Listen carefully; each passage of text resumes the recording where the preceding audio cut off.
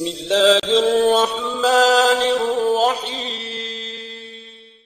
ٹڈی locust کو عربی زبان میں جراد کہتے ہیں۔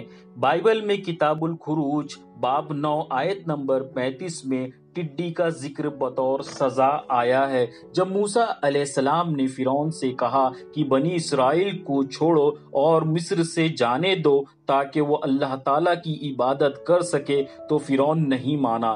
تب اللہ تعالیٰ نے موسیٰ سے کہا مصر پر اپنا ہاتھ اٹھا تاکہ ٹڈیاں آ کر مصر کی سرزمین پر پھیل جائیں۔ موسیٰ علیہ السلام نے اپنی لاٹھی مصر پر اٹھائی تو رب نے مشرق سے آندھی چلائی جو سارا دن اور ساری رات چلتی رہی۔ اگلی صبح تک مصر میں ٹڈیاں پہنچ گئیں۔ بے شمار ٹڈیاں پورے ملک پر حملہ کر ہر جگہ بیٹھ گئیں۔ اس سے پہلے یا بعد میں کبھی بھی ٹڈیوں کا اتنا سخت حملہ نہ ہوا تھا۔ انہوں نے زمین کو یوں ڈھانک لیا کہ وہ کالی نظر آنے لگی۔ جو کچھ بھی اولوں سے بچ گیا تھا، چاہے کھیتوں کے پودے یا درختوں کے پھل تھے، انہوں نے کھا لیا۔ مصر میں ایک بھی درخت یا پودا نہ رہا جس کے پتے بچ گئے ہوں۔ قرآن میں ٹڈی کا ذکر 2 جگہ الگ الگ کانٹیکس میں آیا ہے۔ سورۃ الاعراف آیت نمبر 133 میں بائبل کی ہی بات کا ذکر کیا گیا ہے۔ دوسری جگہ سورۃ القمر میں اللہ تعالیٰ نے آغاز حشر کی منظر کشی کرتے ہوئے فرماتے ہیں اور یہ نکلیں گے قبروں سے جس طرح منتشر ٹڈیاں نکلتی ہیں۔ ٹڈیاں ہندوستان اور پاکستان کا ایک معلوم اور معروف ہوائی کیڑا ہے۔ ماہرین نے ٹڈیوں کی 22 قسمیں بتائی ہیں جس میں سے ڈیزرٹ لوکسٹ خطرناک ہے اور جن میں سے 3 ہندوستان میں ہی پائے جاتے ہیں۔ ٹڈی ہوائی فاصلہ 1 گھنٹے میں 20,015 میل طے کر لیتی ہیں۔ نیشنل جغرافی کے مطابق 70 ارب ٹڈیوں نے 460 اسکوائر میل پر مشتمل علاقے یعنی 1.5 ٹائم نیو یارک سٹی کے شہر کے برابر کے علاقوں میں موجود 300 ملین پاؤنڈ کی فصلوں کو کھا کر برباد کر دیا صرف ایک دن میں۔ ٹڈی عام طور پر جب موسم گرما میں ایک ساتھ جمع ہوتے ہیں تو سیروٹونین نامی کیمیکل خارج کرتے ہیں جس کی وجہ سے وہ ایک جھنڈ کی شکل میں آنا شروع ہو جاتے ہیں جسے ہم سولیٹری فیز سے گریگیریس فیز کہتے ہیں۔ یہ فیز میں وہ اپنے کلر اور سائز کو تبدیل کرتے ہیں۔ یہ فیز میں آنے کے بعد ہی وہ فصلوں پر حملہ کرتے ہیں۔ جانور کا انڈا دینے کا عجیب طریقہ ہوتا ہے۔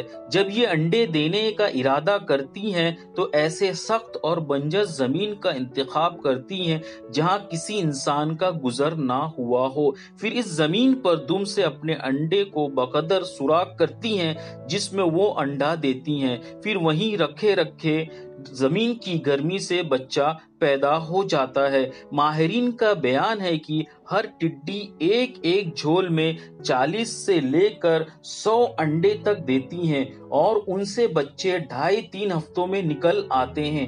گویا کل 1 سال کے اندر ٹڈی کے ایک جوڑے سے نسلوں پر نسلیں ہزار بلکہ لاکھوں ٹڈیاں کی تیاری ہو جاتی ہیں۔ ٹڈی ایک ایسا جانور ہے جو لشکروں کی طرح ایک ساتھ پرواز کرتی ہیں اور اپنے سردار کو مکمل فالو کرتی ہیں۔ ماہرین کے مطابق ٹڈی کا لعاب سلائیوا نباتات کے لیے زہر قاتل ہے۔ اگر کسی نباتات پر پڑ جاتا ہے تو اسے ہلاک کر کے چھوڑتا ہے۔ طبرانی و بہقی کی روایت کے مطابق آپ صلی اللہ علیہ وسلم نے ارشاد فرمایا کہ تم ٹڈیوں کو ہلاک مت کیا کرو کیونکہ یہ تو حق تعالیٰ کا لشکر فوج ہے۔ عمر فاروق رضی اللہ تعالیٰ عنہ کے دور خلافت کے اس سال جس سال عمر رضی اللہ تعالیٰ عنہ نے وفات پائی، ٹڈی ختم ہو گئی تو اس سے آپ رضی اللہ تعالی عنہ بہت غمگین ہو گئے۔ انہوں نے چاروں طرف اپنے سوار بھیجے کہ وہ ٹڈی کے متعلق دریافت کریں کہ آیا وہ کہیں نظر آئی ہے۔ یمن کی طرف سے سوار مٹھی میں ٹڈیاں لے کر آیا اور انہیں آپ رضی اللہ تعالی عنہ کے سامنے پھیلا دیا۔ جب انہوں نے انہیں دیکھا تو خوشی سے نعرہ تکبیر بلند کیا اور فرمایا، میں نے رسول صلی اللہ علیہ وسلم کو فرماتے ہوئے سنا، بے شک اللہ تعالیٰ عز و جل نے 1000 قسم کے حیوانات پیدا فرمائے، ان میں سے 600 سمندر میں ہیں اور 400 خشکی میں، اور جب حق تعالیٰ مخلوق کو فنا کرنے کا ارادہ کرے گا تو سب سے پہلے ٹڈیاں فنا کی جائے گی، پھر اس کے بعد یک بعد دیگر مخلوق فنا ہوگی۔ ٹڈی کا شرعی حکم۔ ٹڈی کا گوشت مباح ہے، اس پر تمام علماء کرام کا اجماع ہے۔ مسند احمد میں ہے کہ سیدنا جابر رضی اللہ تعالی عنہ کہتے ہیں کہ ہم نے رسول صلی اللہ علیہ وسلم کے ساتھ مل کر جہاد کیا، ہم نے ٹڈیاں پائی اور ان کو کھایا۔ سنن ابو داؤد میں ہے کہ آپ صلی اللہ علیہ وسلم نے فرمایا، ٹڈیاں سمندر کے شکار میں سے ہے۔ بائبل میں حضرت یحییٰ علیہ السلام کے سلسلے میں 2 جگہ ہے کہ ان کی غذا جنگلی شہد اور ٹڈیاں تھیں۔ ابن ماجہ میں ہے، ابو ہریرہ فرماتے ہیں کہ ہم لوگ رسول صلی اللہ علیہ وسلم کے ساتھ حج یا عمرہ کے لیے نکلے تو ہمارے سامنے ٹڈیوں کا ایک گروہ آیا یا ایک قسم کی ٹڈیاں آئی تو ہم انہیں اپنے کوڑوں اور جوتوں سے مارنے لگے۔ رسول صلی اللہ علیہ وسلم نے فرمایا، انہیں کھاؤ یا دریا کا شکار ہے۔ مسند احمد، ابن ماجہ اور دارالقطنی میں رسول صلی اللہ علیہ وسلم نے فرمایا، ہمارے لیے 2 مردہ چیزیں اور 2 خون حلال کیے گئے ہیں، 2 مردار مچھلی اور ٹڈی ہے، جبکہ 2 خون جگر اور تلی ہیں۔ ٹڈی اگر خواب میں دکھے تو اس کی تعبیر کیا ہے؟